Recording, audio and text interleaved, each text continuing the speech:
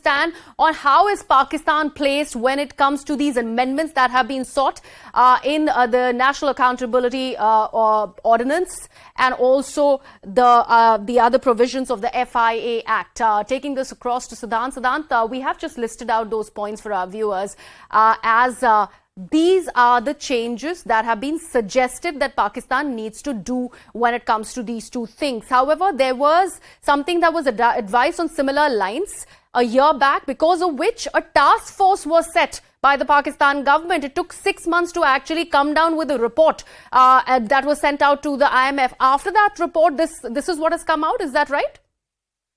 Well, absolutely, Greya. Look, IMF teams are not trusting what Shehbaz Sharif and his government tells them while giving assurance. And in fact, this has been a trend in Pakistan that whenever there is a power change, a new government comes in, they blame the previous government. This time around also, there is one report which has been prepared by Shehbaz Sharif's government. And in fact, that report highlights the wrongdoings of Imran Khan's government and what wrong decisions Imran Khan government took, which led to such economic crisis in the country.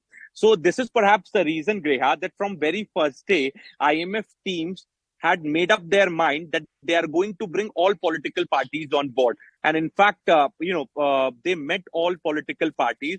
The idea is to amend laws. The idea is to get bills cleared from the parliament.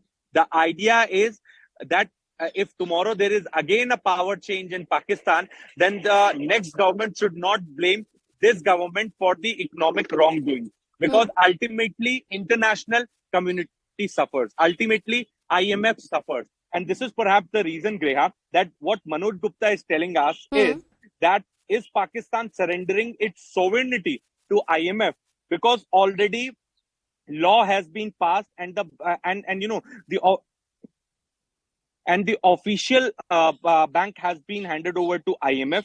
Then the cuts that you have mentioned, the defense cut by 10 to 20%, assets declaration. Then Pakistan also needs to counter circular debt of 900 billion, have to impose heavy taxes and levy on electricity, gas and energy tariffs, major amendments in finance-related laws with consultations of IMF like accountability audits, money laundering, etc. So basically, IMF teams are not trusting Shehbaz Sharif government, even they don't have trust on the political party. So what the plan is to get laws passed from the parliament. And this is the reason that, in fact, many believe in experts are also telling us that if Pakistan surrendering its sovereignty to IMF to get the 9th installation. So this is a big question which everyone is asking, because now even IMF teams are asking Pakistan to amend finance-related laws because they don't trust the corrupt bureaucracy. Correct. They don't trust the corrupt netas of Pakistan. Because ultimately, IMF has this in mind that after 1 year, the money will again go to corrupt officials and netas of Pakistan, and normal public will not get anything. And this is the reason that they are taking all these steps and they are imposing so many conditions. And in fact, they are taking all political parties on board. They want laws to be passed. They want new laws to be introduced in the country so that the money that comes from IMF is used in the best way for the upliftment of the country and also for the economic revival. And this is the reason that on one end where IMF has imposed so many conditions, on the other end, Pakistan has also agreed to most of the conditions. Right. But experts are raising question that is Pakistan surrendering its sovereignty to IMF. But the answer is that is the only option left for that country. In fact, that very question that you are putting across, Siddhant, let me actually take this next piece of breaking news that we are getting. But before that, let me actually bring in my guest, Dr. Monica Verma, who is a strategic affairs expert who is joining us on the broadcast. Dr. Verma, thank you so much. Let me actually first take that very question to you. Is it really come down to that dire level for Pakistan in the wake of this economic crisis that it has to go ahead and surrender its sovereignty to actually seek funds from the International Monetary Fund? Absolutely, writing is on the wall. It's very clear. They have only 3 weeks of imports left. And this is not the first time that Pakistan has approached IMF. It's been more than 20 times.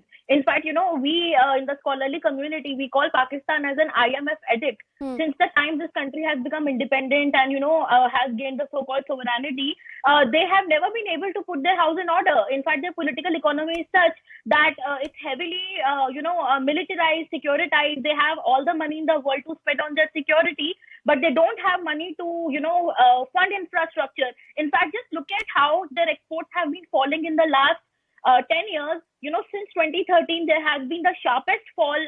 There was a time when the export to GDP ratio used to be 14, 15, 16% as well. But in today's date, it has dwindled. It has fallen to really, really, precarious levels. In fact, just compare Pakistan with Bangladesh. Bangladesh once used to be a part of Pakistan, but today, Bangladesh, I understand they also have a foreign, reserve crisis coming up. But that's because of the unprecedented economic situation globally. At least, Bangladesh has its house in order. They have the fundamentals are very strong. The vitals are very strong. Unlike Pakistan, where the problem is not only foreign exchange reserve, which is, they are going to run out of it, but the problem is deep-seated. It is a huge problem. They have a fiscal deficit, and it has been consistently there, been a long time, all the decades. The military leaders of Pakistan who are so corrupt, they have made the country inside in fact, out. Dr. Verma, there is this very reason why we are saying that Pakistan government is relenting to the pressures of the International Monetary Fund, because we have got exclusive piece of information, which is what we are breaking for our viewers, as to what are the kind of assurances that Pakistan government has given to the International Monetary Fund. And let's actually take that down for our viewers one by one. Assurance number one that the Pakistan government has given to the International Monetary Fund is of amending the National Accountability Ordinance 1999 and also the Federal Investigation Agency Act. That amendment has been, in fact, accepted by the Pakistan government. IMF to dictate 300 billion Pakistan mini budget on finance and taxes. That also is an acceptance that has been given. Pakistan has fuel left for only 15 days, something that has been a big worry for Pakistan. Only 3 weeks of exports left for the country when it comes to the Pakistan National Bank. Like I said, the National Bank Forex reserves stand under $3 billion US. These are the worrying statistics for our viewers right there. That's how dire a need is Pakistan in. Fuel, food, medicine, essential items shortage. You've seen the kind of protests that have happened because of this very shortage throughout the country of Pakistan, and that's for everybody to say. Life-saving medicines, agricultural products crisis, of course, speaks volumes about the kind of crisis that has seeped down to affecting the common man, and how Pakistan Central Bank striving to clear 10,000 plus import payment pending cases. Like I said, the fuel only is for 15 days. Import payments cannot really be dealt with, and that's the big worry for Pakistan. Taking this across